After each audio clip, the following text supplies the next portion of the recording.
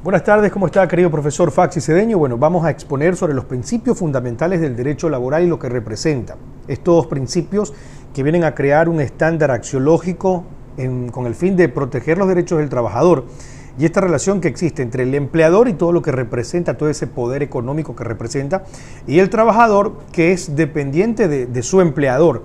Entonces, para evitar las vulneraciones de derechos que han existido a lo largo de la historia, se crean estos principios que, insisto, son como una lumbrera, son como la referencia más inmediata que no pueden faltar a la hora de tomar una decisión con respecto de un juzgador. Estos principios fundamentales del derecho laboral, que vamos a empezar con el principio protectorio, este principio protectorio que se divide en 4 subreglas. Estas reglas que son primero el principio o primera regla como el indubio pro operario. Este indubio pro operario dice que cuando existe algún tipo de dudas y existen algún tipo de normas o cuerpos normativos, se va a aplicar siempre la que más le beneficia al trabajador. Siempre se va a aplicar la que le beneficia al trabajador. Otra que respalda la del indubio pro operario es la segunda regla. Esta segunda regla que habla básicamente de la aplicación de la norma más favorable. La aplicación de la norma más favorable quiere decir que si, por ejemplo, yo tengo, por ejemplo, en derecho, se ganó que este trabajador, por ejemplo, tiene una condición especial y más adelante hay otra norma o otra regla que dice que cambia los derechos de ese trabajador que adquirió en ese momento, en ese tiempo, entonces se va a aplicar la que más le conviene al trabajador. Y la tercera, que es la condición más favorable, que también tiene mucha similitud, pero se refuerzan con estas reglas.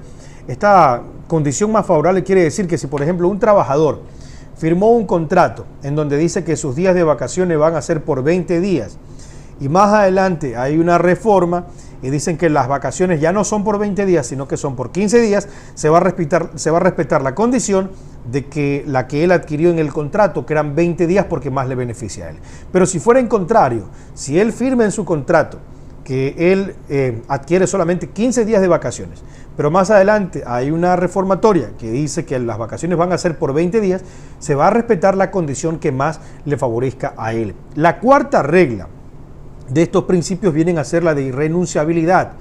Esta quiere decir que incluso si se expresa algún tipo de voluntad que vaya contraria a los derechos que ya adquirió el trabajador por el afán, por cuestión de la presión, estos derechos son irrenunciables, no son negociables, están fuera del negocio universal de las cuestiones que puedan discutirse. Esto no se discute. Los derechos del trabajador son irrenunciables y aunque lo exprese en un documento, en un contrato, siempre esto no se tomará como algo que cuente en positivo, porque los derechos del trabajador son irrenunciables. Entonces, ahí consiste la irrenunciabilidad de los derechos. Hay otros principios, hay otras condiciones que también encontramos, como por ejemplo, tenemos la primacía de la realidad.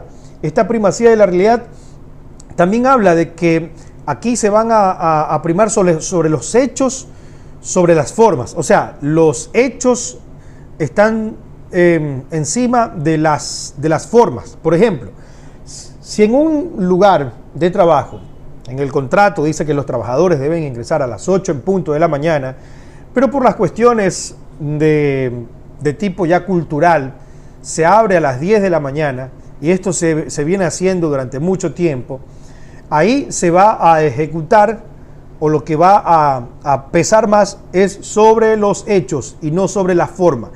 Los hechos dicen que ahí todos los trabajadores entran a las 10 de la mañana y firman a las 10 de la mañana. Pero si el trabajador en algún momento quiere ponerle atrasos injustificados, entonces, y él dice que el contrato dice que es a las 8 de la mañana, entonces la forma, la realidad no colisionan, porque la forma dice 8, pero la realidad es 10 de la mañana. Entonces, ahí se beneficia el trabajador sobre los hechos y no sobre la forma. Muchas gracias, querido profesor. Bueno, estos principios, nuevamente repito, son para tratar de igualar la balanza, esta desigualdad que existe en la actualidad y durante todo el tiempo entre el poder que ostenta el trabajador y sobre la debilidad que ostenta el trabajador que depende de su empleador. Entonces, estos principios son fundamentales para la convivencia del trabajador y el empleador. Muchas gracias.